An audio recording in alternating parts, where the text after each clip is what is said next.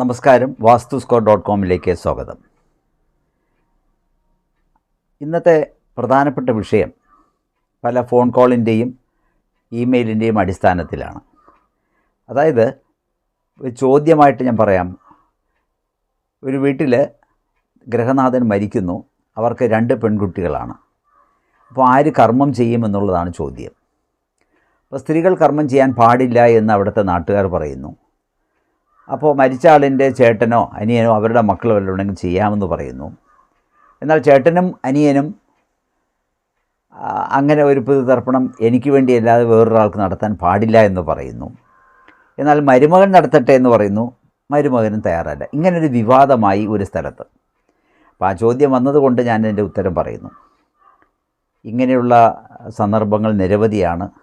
പെൺകുട്ടികൾ മാത്രമുള്ള വീടുകളുണ്ട്, ഒരു പെൺകുട്ടി മാത്രം ഉള്ള കുട്ടികളുണ്ട്. അവിടെയൊക്കെ ഒരു കൺഫ്യൂഷനാണ്, വലിയ പ്രശ്നങ്ങളൊക്കെ തന്നെയാണ്. നമുക്ക് പിതൃതർപ്പണമൊക്കെ ചെയ്യണമെങ്കിൽ അല്ലെങ്കിൽ അന്ത്യകർമ്മങ്ങളൊക്കെ ചെയ്യുന്നത് ആർക്ക് വേണോ ആകാം. അത് പെൺകുട്ടിയെന്നോ ആൺകുട്ടിയൊന്നോ അല്ല, ആർക്ക് വേണമെങ്കിലും ചെയ്യാം. പണ്ട് കാലത്ത് ഈ അന്ത്യകർമ്മങ്ങൾ ചെയ്യുന്നത് മൂത്ത ആൺകുട്ടിയായിരിക്കണം.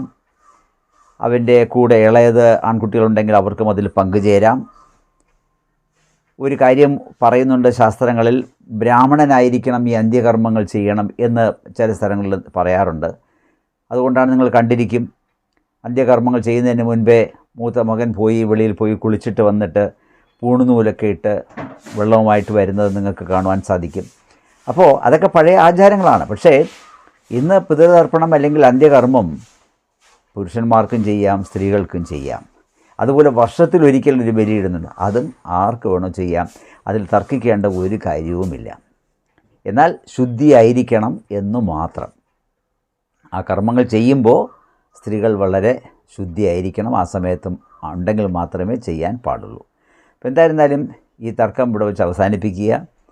എല്ലാ വർഷവും ശ്രാദ്ധമിടുന്നതൊക്കെ തന്നെ സ്ത്രീകൾക്ക് വർക്കല അല്ലെങ്കിൽ പാപനാശം അല്ലെങ്കിൽ തിരുവല്ലം എവിടെ വേണമെങ്കിലും പോയി ഈ കർമ്മങ്ങൾ നടത്തുക.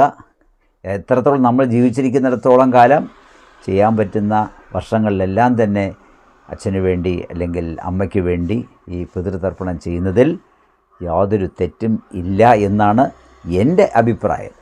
ഇനി നിങ്ങളുടെ ഇഷ്ടം.